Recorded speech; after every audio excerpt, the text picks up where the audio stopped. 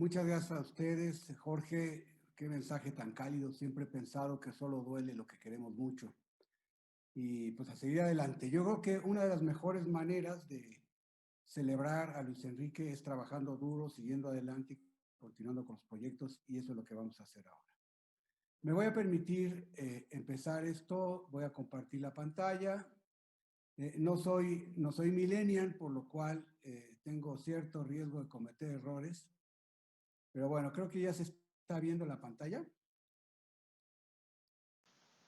Sí, Estamos, doctor. okay. Sí, adelante.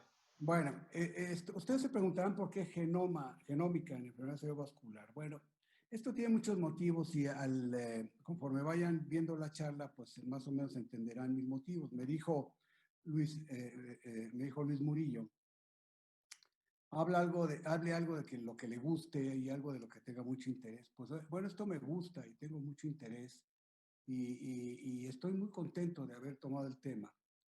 Y voy a empezar esto con lo siguiente, ¿no? Recordar a estas dos grandes personalidades que después de una travesía de algunos años encontraron la estructura o describieron la estructura de esta interesante molécula de DNA, Watson y Crick, quienes lograron descifrar la composición de esta molécula, las bases púricas y pirimídicas colgadas de un azúcar unidas por una unión difosfato y por el centro enlazadas con uniones hidrógeno. Esta molécula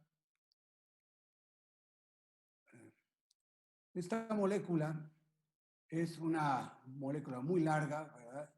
Tiene una cantidad de DNA que es una longitud enorme, tiene 3.2 por 10 a la 9 su extensión, y le caben 21.000 genes en ella. Incluye genes que van desde 1 a 170 exones por gen, y aproximadamente tiene muchísimas posibilidades para codificar, o sea, tiene muchísimas combinaciones. En este espacio estamos viendo varias estructuras importantes: el nucleosoma, la histona, el gen, los nucleótidos, los que todos ustedes conocen de manera sobrada. Y quisiera yo empezar con lo que se debe empezar, que es el dogma central de la biología molecular. La primera parte, que es la perpetuación de la información genética de generación a generación, cuando el DNA habla con el DNA y produce replicación. La otra es el control del fenotipo y la expresión génica, que es donde se pone en marcha la fábrica transcriptiva, y es el lenguaje que utiliza el DNA con el RNA, que se le llama transcripción, y el RNA con los polipéptidos, o el RNA que codifica los péptidos, que se llama traducción. Estos son los elementos básicos del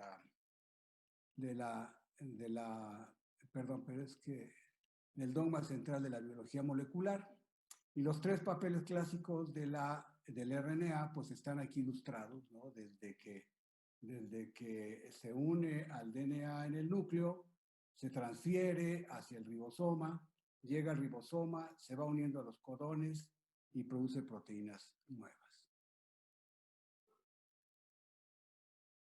Es muy interesante ver algunas cosas que tienen que ver con el inicio de la transcripción. Yo creo que nosotros, como neurólogos, como clínicos, hablamos de la teoría, pero hay algunas ilustraciones muy buenas que me gustan. Por ejemplo, en estas células hepáticas, estamos viendo la cromatina, en la porción de DNA, y donde vemos un facilitador y un promotor proximal, un elemento promotor proximal, y el promotor principal, que es donde empieza la transcripción.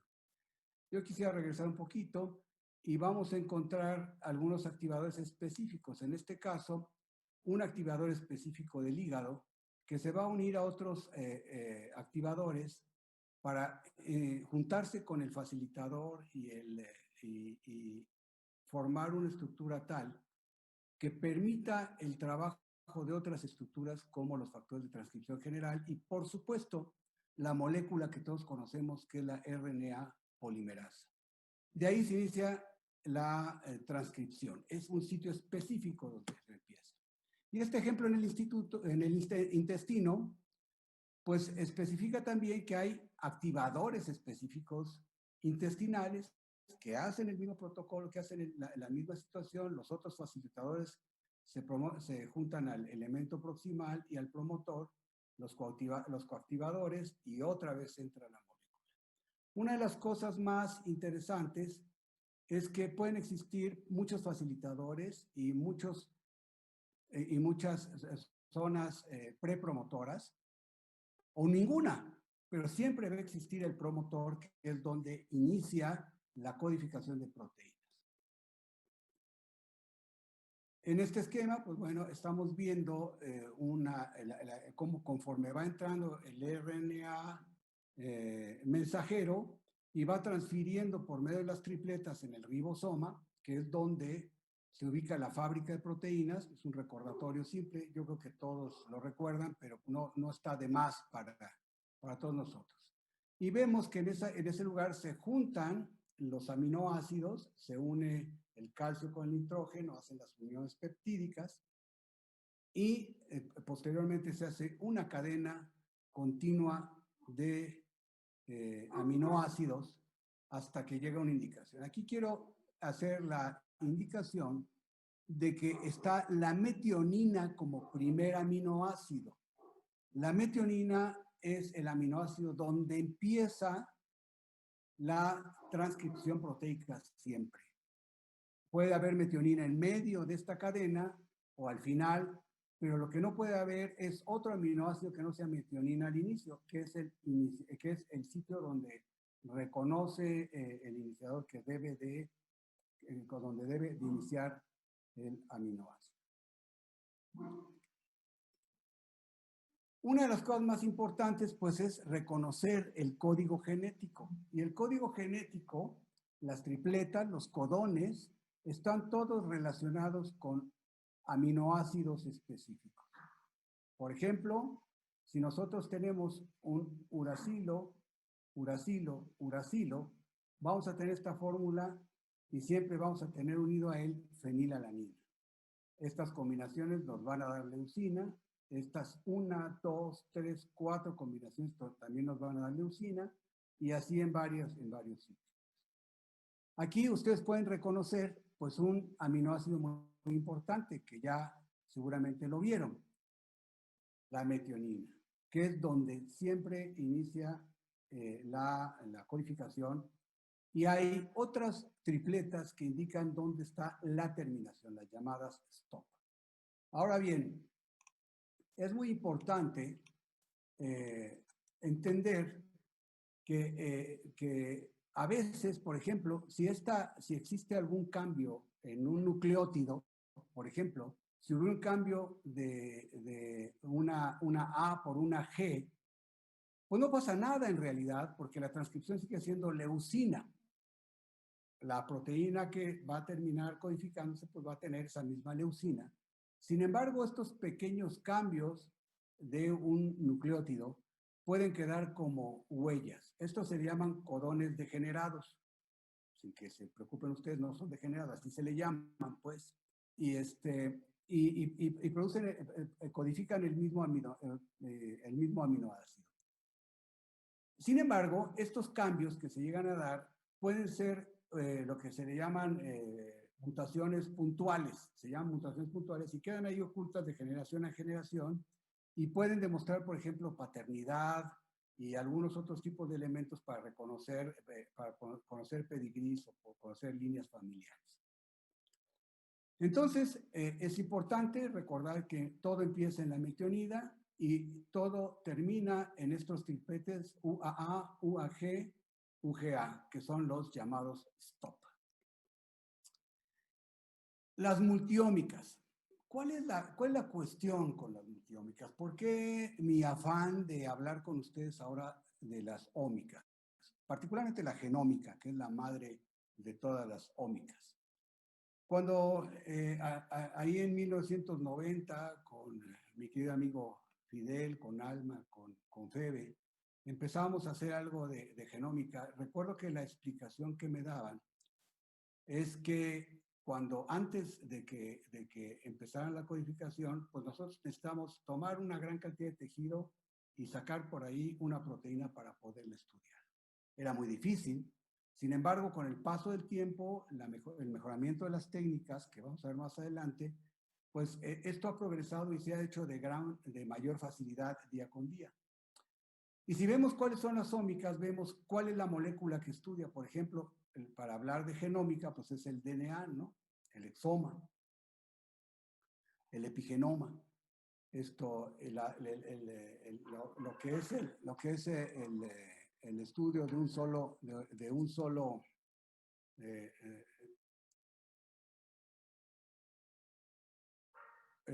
estudio de un solo aminoácido, y esto tenemos estas son las cosas que se miden, ¿no? El ciclo nucleótido de polymorphism, las variaciones de los nucleótidos, el epigenoma que estudia el DNA.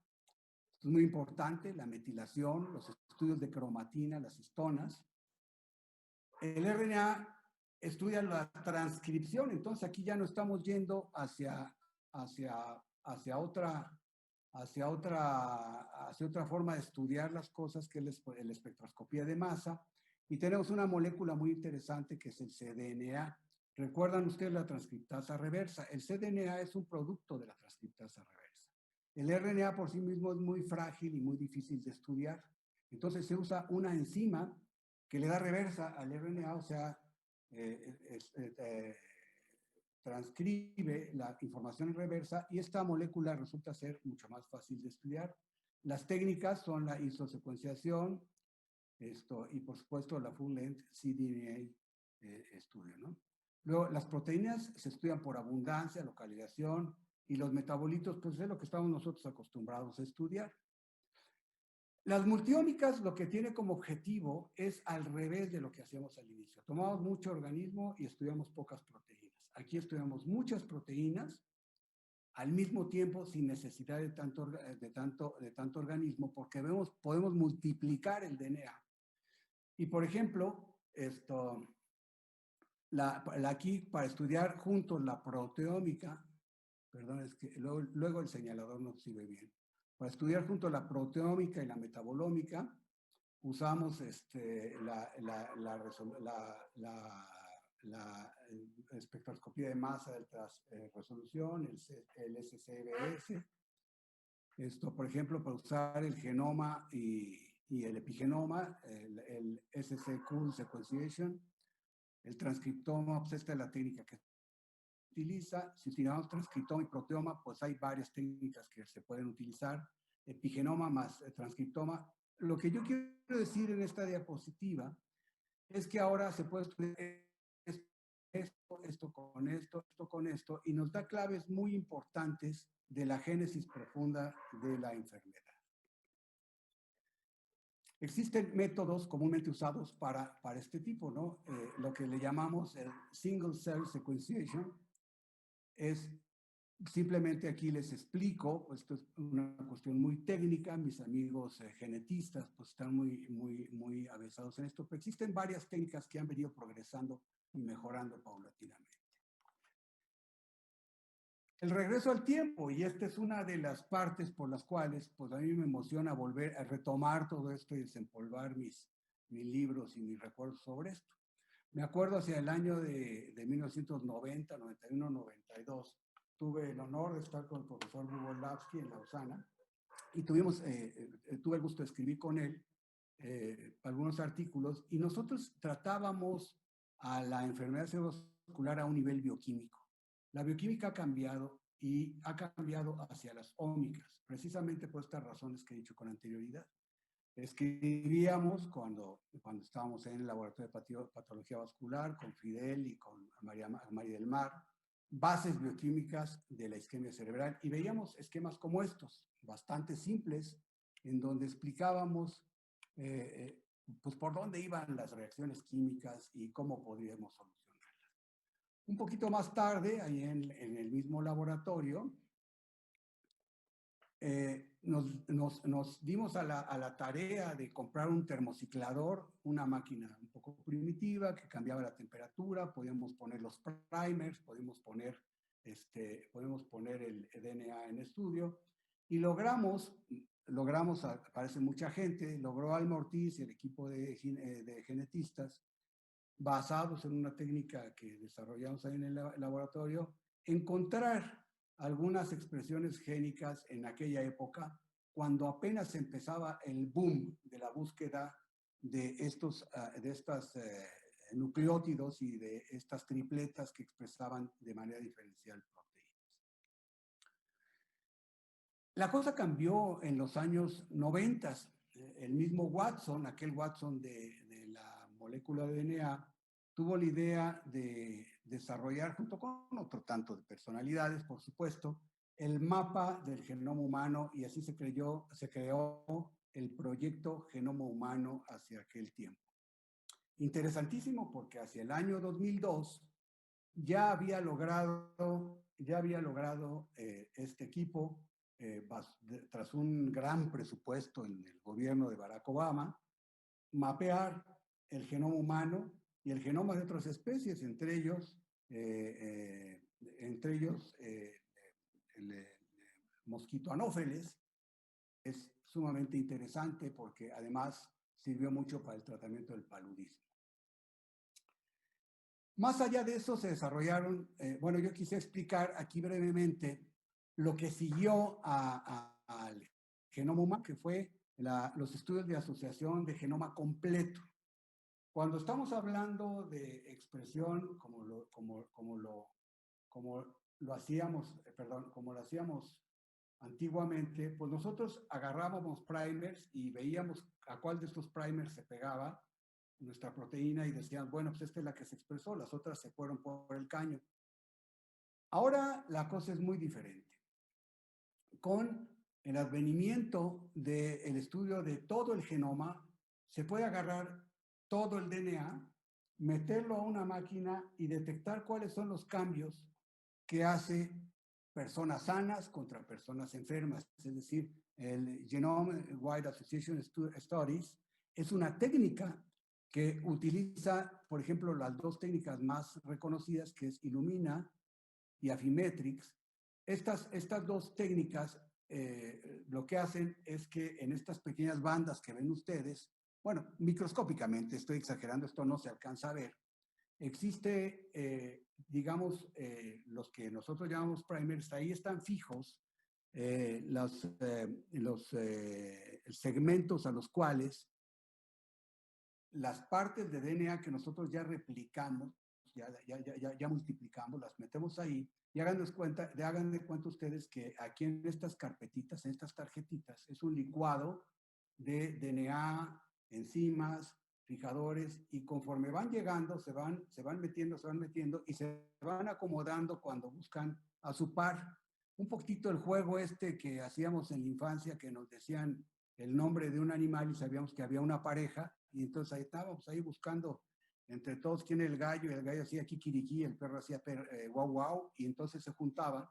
Y entonces de esta manera, el DNA que echamos ahí, pues va a tener que además es todo el genoma, va a tener una disposición que es reconocida en placas de color o en placas computacionales, y nos van a dar las combinaciones en los SNPs, que son Single Nucleotide Pleomorphism, o sea, se está viendo una célula y se está viendo el pleomorfismo de la célula, cómo se comporta ella, y así se pueden hacer comparaciones gigantescas utilizando técnicas matemáticas como deep learning y un manejo de datos enorme, ¿no? De esta manera se puede hacer un patrón espectroscópico y podemos detectar cuáles son los genomas, cuáles son los fragmentos que son comunes en todos y cuáles de ellos se dispersan por arriba de la media y que son comunes a un solo cromosoma. Imaginemos aquí que hay hepatópatas, por decir un ejemplo, y que son los cromosomas de los hepatópatas combinados con los sanos, y vemos cuáles son diferentes, cuáles son significativamente diferentes, y estos son los que nosotros detectamos como genes que están teniendo una expresión diferencial entre uno y otro. Esto es fundamental porque el GWAS, que es la metodología a la que hice referencia, es para la genética como para el neurólogo fue la resonancia magnética. Es una historia antes y una historia después. ¿Por qué? Porque logra codificar en diferentes genes, por ejemplo, el 9, el 10, el 11 y el 12, ustedes vean la clave de enfermedades que son relacionadas o codificadas en cada uno de ellos, ¿no? En algunas, pues hay una playa de enfermedades que están relacionadas, ¿no? Por ejemplo, el color cafecito, amarillito y todo esto, vean las claves, y ese gen codifica algo que tiene que ver con esa enfermedad. Pero, por ejemplo, hay otros genes que solo se han encontrado en una, ya porque solo se ha buscado en una, o ya porque es muy específico ese gen para la enfermedad. Otra cosa que es muy importante es el desarrollo del método Hi-C, que nos permite ver cómo interactúan los cromosomas dentro del núcleo. Esto que están viendo ustedes es un núcleo. No es el tálamo, no. Se parece un poquito a los núcleos talámicos, pero no lo es. Estamos viendo la disposición de los cromosomas. Aquí está el cromosoma 1, aquí está el 2, aquí está el 3. Y en interfase, así se disponen los cromosomas de una manera muy particular y tienen interrelación a ellos. Este método Hi-C tiene la posibilidad de juntar a las usan formaldehído, como que se pegan, y hacen una serie de procedimientos para obtener una molécula que puede ser usada para la prueba de PCR. Y así determinar cuál es el juego o cuáles son las variaciones o cuáles son las transcripciones que se deben a este juego de encontrones entre dos cadenas de DNA. ¿Para qué las ómicas en enfermedad cerebrovascular? Y entrando un poco en materia. Pues para comprender los mecanismos alterados de una enfermedad, ya no a nivel bioquímico, sino a un nivel ómico, es decir, usando estudios de un todo, es una manera de decir integral, para identificar marcadores genéticos de la enfermedad, para ello riesgo de padecer esa enfermedad, para determinar gravedad, para determinar subtipos, para determinar pronósticos y proponer tratamientos en fase aguda y en rehabilitación. Y aquí vamos a entrar a lo que es la genética, ¿no? Existen en las enfermedades monogenéticas simples que tienen un fenotipo severo, porque la trisomía 21, pues a nadie le queda duda cuando ve a la persona, tienen inicio en edad temprana, son más bien raros, tienen una herencia mendeliana, aquí hay algunos ejemplos, y las mutaciones que producen esta enfermedad son menos del 1%, son pequeñísimas las mutaciones y hacen un gran escándalo, son muy fáciles de ver. Sin embargo, aquellas que tienen una complejidad importante,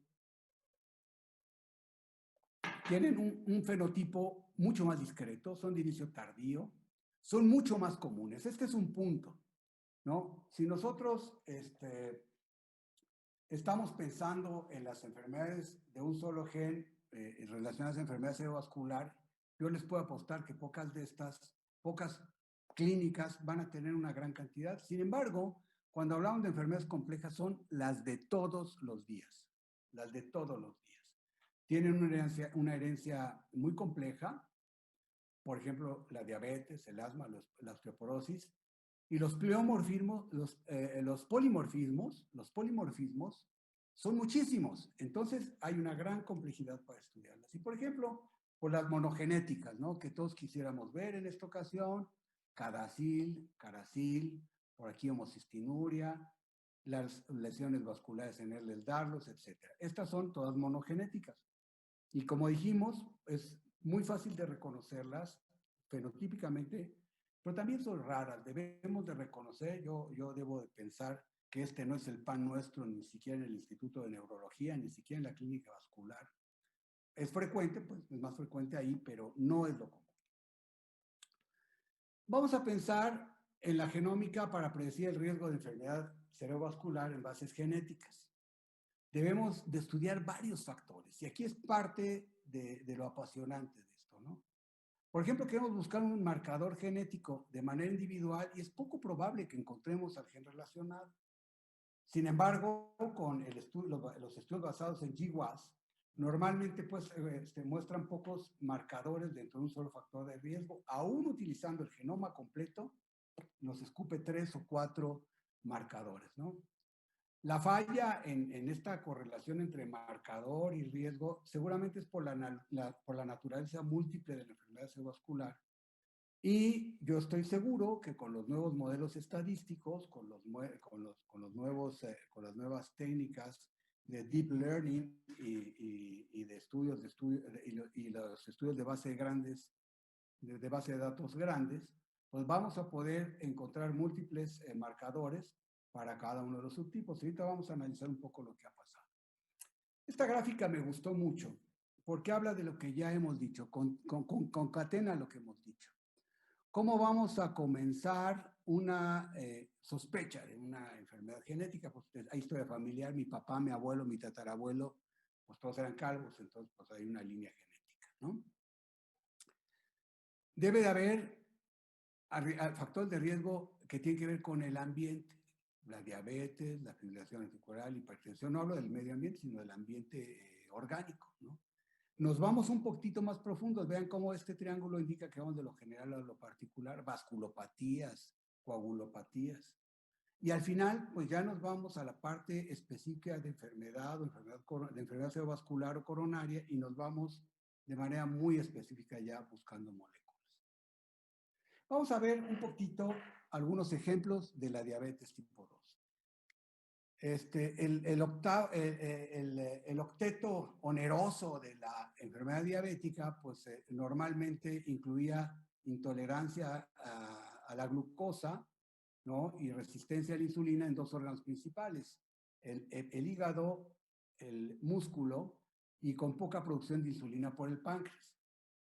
Alteraciones en la incretina, alteración en el metabolismo de los lípidos, alteraciones renales, la vasculatura, la microvasculatura y, por supuesto, la disfunción de neurotransmisiones en el cerebro. Pero este octeto tiene un noneto, que es la inflamación. Todos estos fenómenos que aquí, todos estos fenómenos que aquí escribimos tienen que ver con modificaciones a la transcripción génica. La transcripción génica, como ya dijimos en el triángulo aquel que vimos, existen familias, aumenta el riesgo cuando hay familiares, y hay factores epigenéticos que incluyen el aumento de la masa corporal y el aumento de la glucosa por arriba de 5.5 milimoles por litro.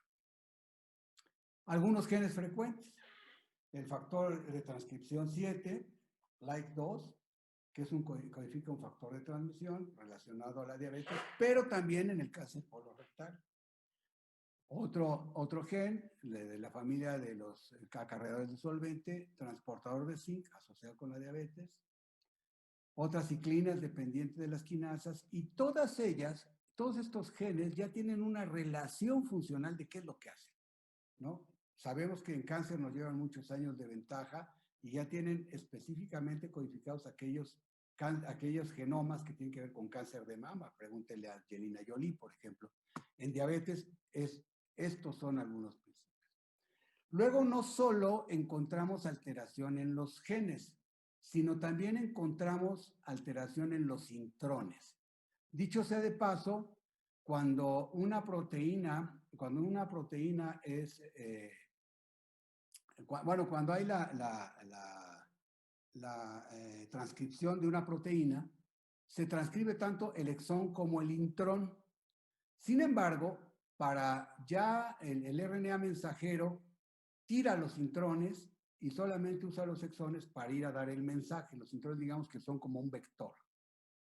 Sin embargo, cuando hay alteraciones en los nucleótidos de los intrones, puede suceder que también haya alteraciones de la transcripción. Es otro elemento muy importante de la transcripción. Otros, en la hipertensión arterial. Vean ustedes lo escandaloso de la cifra.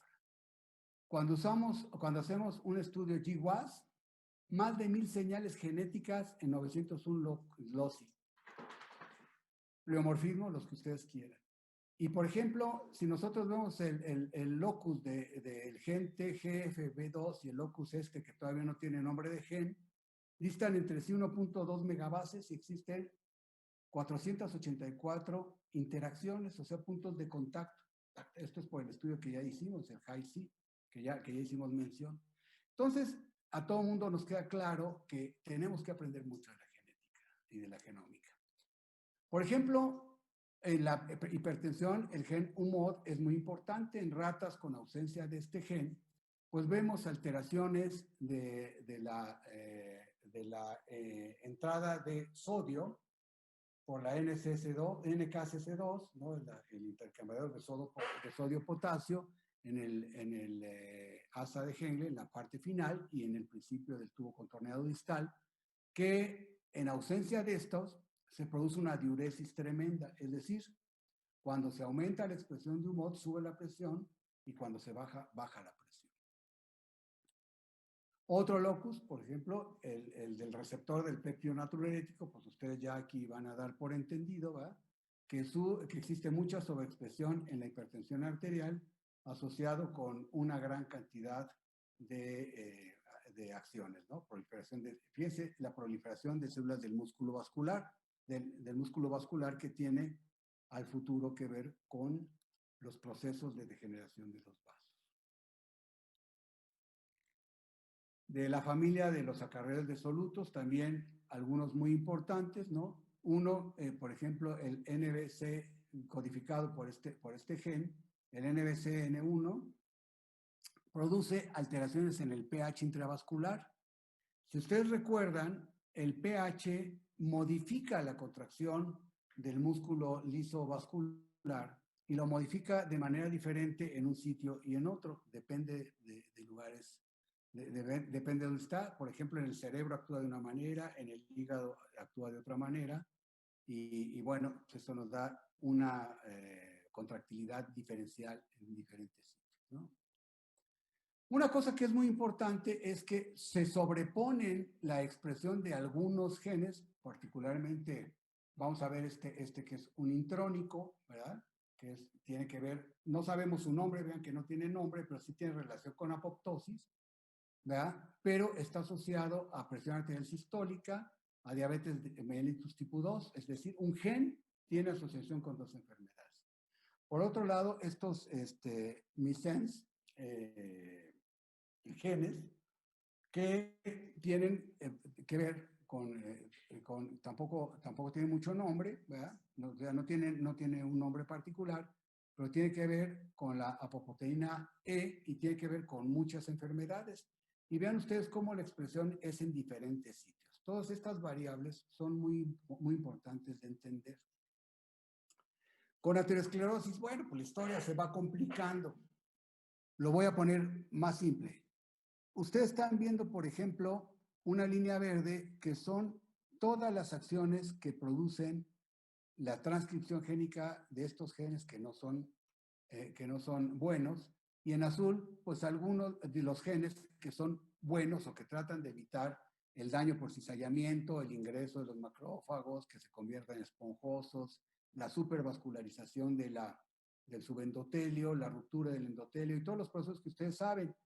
La única gran diferencia aquí es que tenemos algunos protagonistas nuevos, que es el microRNA, que es un RNA muy pequeñito, muy chiquito, que no transcribe, pero que sí lo vamos a ver en adelante en varias de las escenas de regulación de procesos metabólicos, estos mRNA.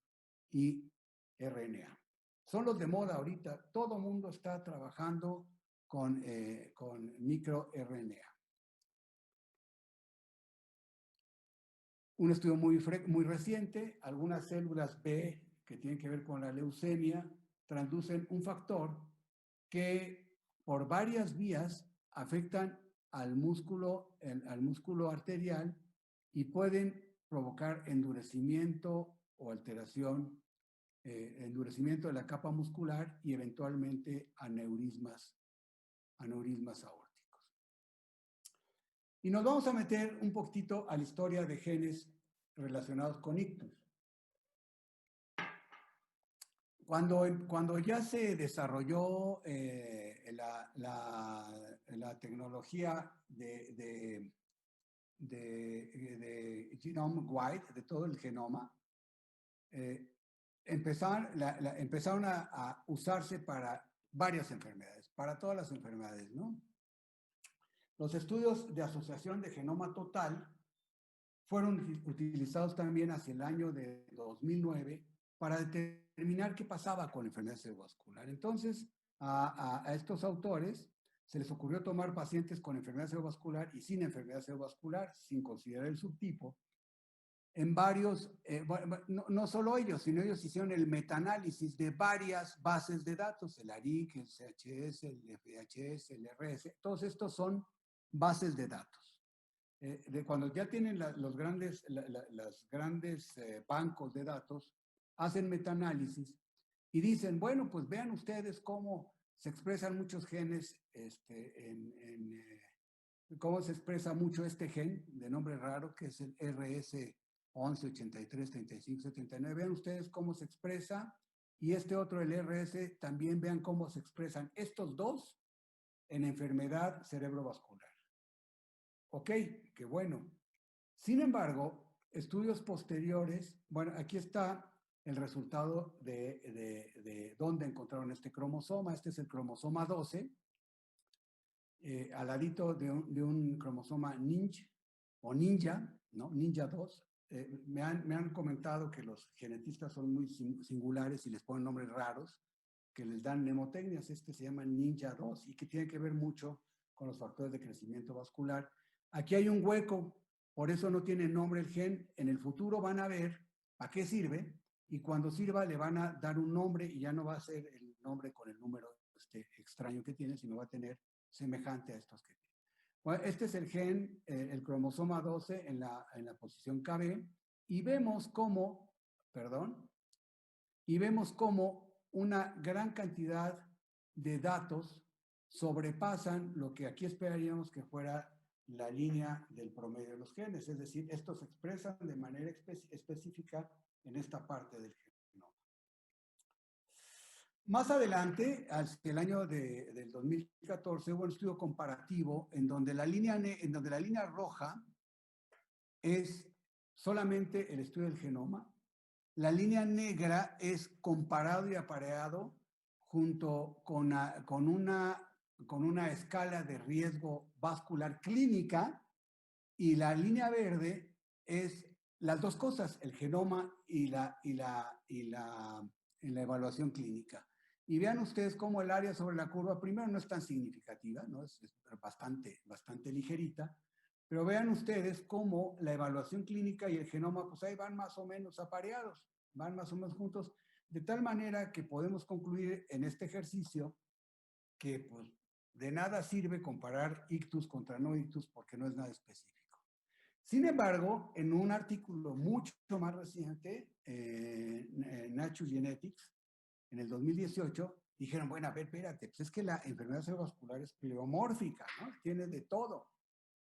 Y se les ocurrió separarlos por cualquier stroke, cualquier isquémico, cualquiera de enfermedad de grandes vasos, cardioembólico y de pequeños vasos. Y vean lo que sucede.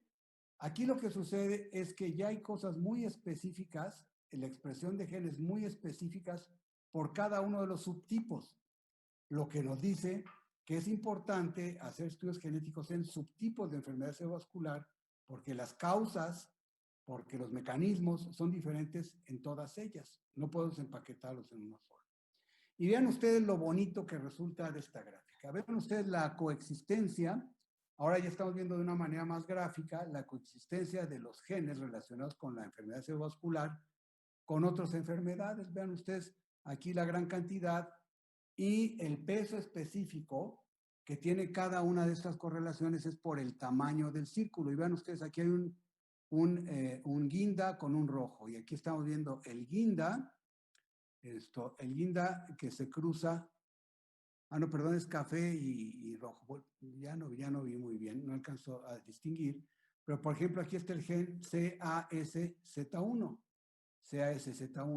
que envuelve la línea la línea está cafecita y bueno, pues aquí no estoy viendo y con una alta significancia, ¿no? Por ejemplo, que está en el azul, que es el gen TSP-AN2, pues aquí los tenemos, ¿no? Difíciles de localizar. Pero esta gráfica nos indica la gran correlación que existe entre la transcripción génica de diferentes condiciones cerebrovasculares, por ejemplo, de la fibrilación auricular, ¿no? Con la enfermedad cerebrovascular, de las placas de carótida con la enfermedad cerebrovascular, de la presión arterial con la enfermedad cerebrovascular y con otras situaciones, ¿no? Con los niveles de lípidos, etcétera. Entonces, estamos viendo que todas las enfermedades están enredadas entre sí, todas las enfermedades que nosotros conocemos como factores de riesgo, ¿no? Están muy enredadas entre sí.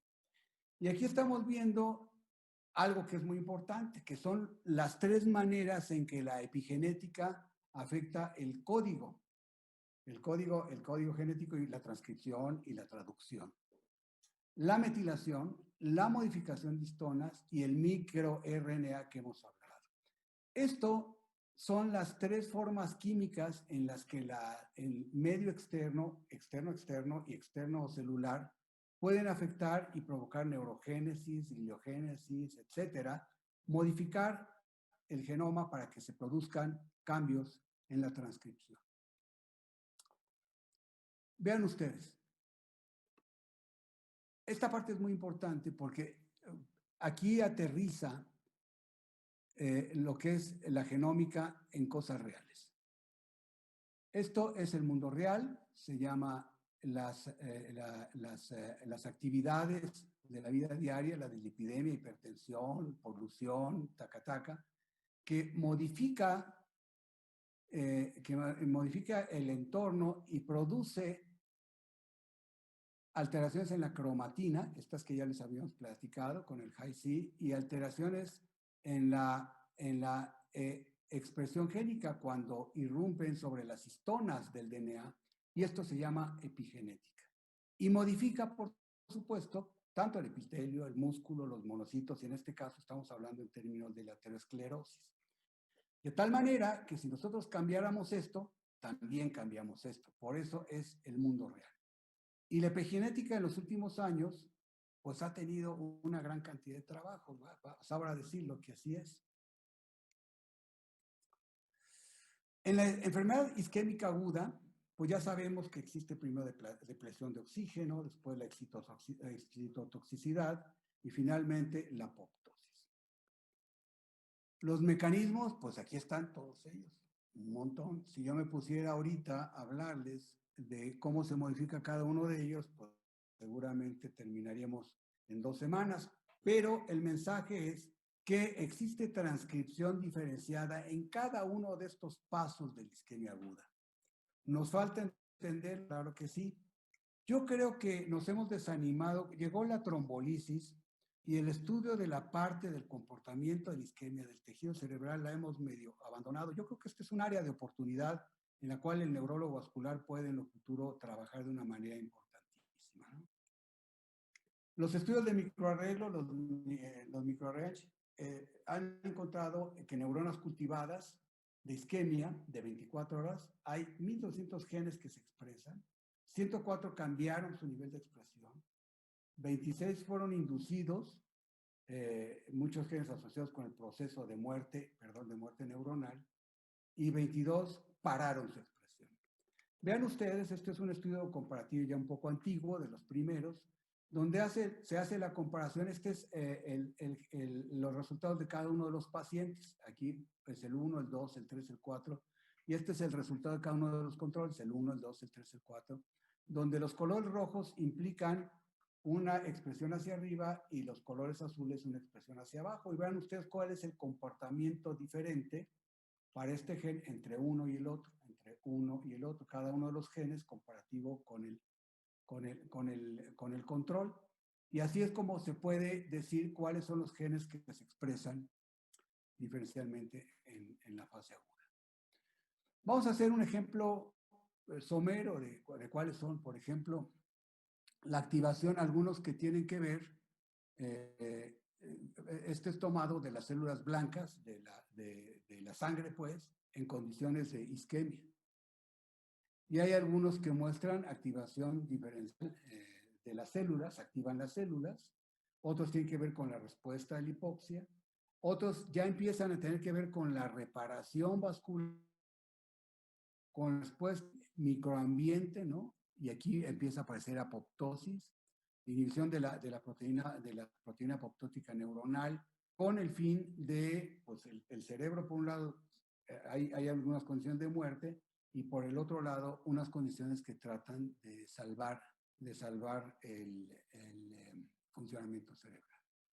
Esta también es una gráfica antigua en donde se están expresando factores de crecimiento neuronal, muchos de ellos ilustrados aquí, que son interesantes. En esta época había un gran interés por la neuroplasticidad. Estamos antes de la época de la trombolisis. Todos estamos preocupados cómo rescatar al cerebro. Y bueno, pues hay una correlación entre los días y cómo se van transcribiendo. Estos son factores en contra del crecimiento del tejido cerebral y estos son los factores a favor del crecimiento neuronal. Más reciente, en un estudio de nuestro compañero Hugo Sánchez, bueno, tiene un nombre muy deportivo, este es el equipo de neurología con Alma Ortiz Platas, Fidel Hernández y Febe Cáceres en el CIMBESTAB. Es una revisión en donde están viendo los genes regulados hacia abajo, los que disminuyen en respuesta al estrés, el HP70, más tarde otros genes que tienen que ver con receptores y transportadores, que es la coaporina 4, el transductor de señal de activador de transcripción, los transportadores de glucosa tipo 1, otros que tienen que ver con proteínas de respuesta inmune como la interleucina 10, y otros que, por ejemplo, las metaloproteinasas de matriz y el factor de maduración glial, que tienen que ver con el crecimiento y la estructura del entorno celular. Hay otros que, al contrario, son sobreregulados, se regulan hacia arriba, como el factor de crecimiento vascular endotelial y otros.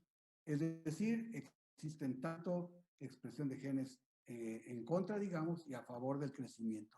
La mayor parte de estos genes se expresan en zonas periféricas, es decir, en zona de la penumbra isquémica. La mitocondria es la reina, porque ahí es donde se sufren los primeros cambios por baja de oxígeno, la entrada de calcio, la transmisión por vía eléctrica o de electromediadores y la producción de agentes de sustrato de inflamación con solo los. Aquí simplemente trato de ilustrar toda la actividad que tiene el microRNA en diferentes pasos del estrés oxidativo, cómo lo regulan, en diferentes pasos de las alteraciones de la energía metabólica y en diferentes pasos de las vías metabólicas de la apoptosis. Esto, como no quisiera yo perder tiempo diciéndoles cosas específicas, lo único que les puedo decir, vean ustedes, cómo cada uno de los microRNA actúa en diferentes etapas, modificando la expresión génica y, por supuesto, teniendo una actividad epigenética. Acuérdense que el microRNA también afecta de manera parcial o de manera momentánea la transcripción del DNA, y eso es la epigenética. Y después del ictus, ¿qué sucede? Bueno, pues después del ictus existen factores epigenéticos que influyen sobre la neuroplasticidad. Y los epigenéticos influyen en la metilación del DNA, en la modificación de histonas. Recuerden, histonas son estos masacotes proteicos que que enrollan al DNA y le permiten estar como en aquella imagen del núcleo. Y por supuesto, en microDNA, regresando un poco, todos estos son factores epigenéticos, es decir, factores que están externos a la célula y que afectan al núcleo. Varios ejemplos, ¿no? Neurogénesis, gliogénesis y angiogénesis, crecimiento neuronal y plasticidad neuronal. Es decir, mucho tenemos que aprender sobre esto y tenemos que ir sobre bases firmes. Algunas relaciones entre enfermedad de Alzheimer y la enfermedad cerebrovascular, por ejemplo. El daño cerebral isquémico se asocia con depósito extracelular, hablando de neuronas, de proteínas plegadas, como las que ustedes ya conocen, el beta-amiloide y el tau. En la comprensión de la etiología del Alzheimer se ha postulado que en condición de isquemia existe regulación de la proteína del amiloide, la beta-secretasa, la presenilina. Estas presenilinas, hasta el nombre está feo, pues, y bueno, creo que ya estamos muy sobre el tiempo, nos hemos alargado, pero bueno, quisiera yo decir algunos mensajes finales. La genómica, la primera de las ómicas, nos muestra la importancia y el control que tiene el DNA en las respuestas sobre el medio ambiente. Los factores de riesgo vascular son multigénicos y las nuevas tecnologías, Machine Learning, Deep Learning, inteligencia artificial, nos permitirá abordar de nueva manera todo lo que es la genómica y entender mejor nuestras enfermedades. Aquí hay dos conceptos, la medicina individualizada y la medicina de precisión, que pues, son temas de interés para el futuro. Quiero agradecer mucho a aquellos que me metieron en esta bronca, que es mi querido hermano, mi amigo Fidel de la Cruz Hernández, experto en genética de mosquito anófeles y de cochinilla, es entomólogo, pero un experto. Febe, que también trabaja en el laboratorio de entomología del CIMBESTAB, nuestra querida Ana Ortiz Platas, que con ella estábamos matando ratitas, mis recuerdos para todos ellos y mi agradecimiento. Me metieron en esta cosa, pues vamos a volverlo a retomar algún día. Y quiero terminar con esta frase: el DNA is not our destiny, it's the way your life influences on your genome works. Y estas dos gallinitas son las primeras víctimas de mi curiosidad cuando tenía 19 años y experimentamos con ellas. Pues muchas gracias por su atención.